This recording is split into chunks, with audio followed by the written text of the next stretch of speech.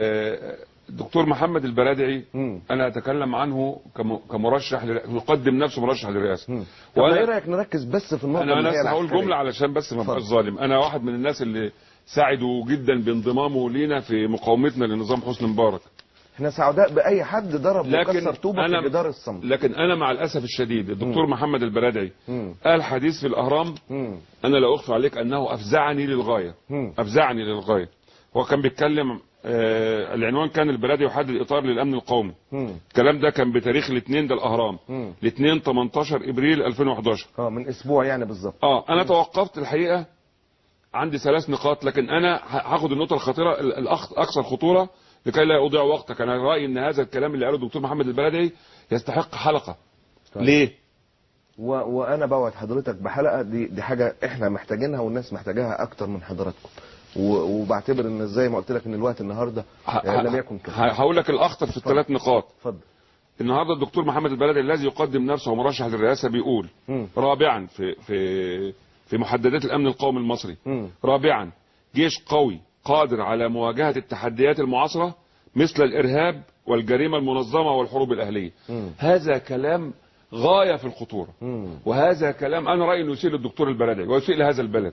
ليه؟ لان انا مش عايز ادخل في النوايا او اشكك في نوايا احد، لكن هذا مطلب اسرائيلي ان تتغير العقيده القتاليه للقوات المسلحه المصريه من ان العدو هو اسرائيل للعدو هو الارهاب اللي ما حدش عارف ايه معايير الارهاب دي. الارهاب على مقاس مين يعني؟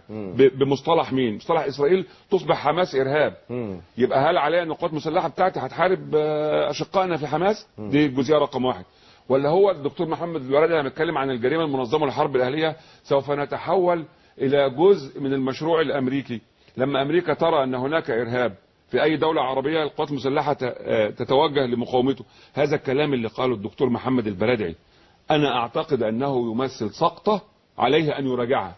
هذا الكلام لا يليق بمرشح للرئاسه. انا مش عايز اتكلم عن رايه في اسرائيل ولا عايز اتكلم عن بعض النقاط اللي تمثل نقطه في غايه الخطوره.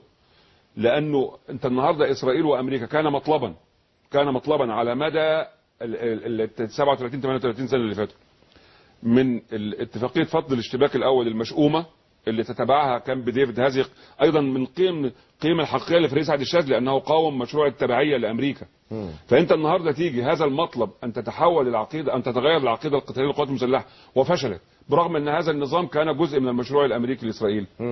هل انا هستبدل النظام تابع للمشروع الامريكي الاسرائيلي اللي هو حسني مبارك اللي هذه التبعيه افرزت هذا الكم من الفساد والخراب لهذا البلد عشان يجي لي الدكتور محمد البرادعي بوجه يبدو انه ديمقراطي عشان في الاخر يحولني لميليشيات تقاتل معركه امريكا واسرائيل؟ هذا كلام لا يليق.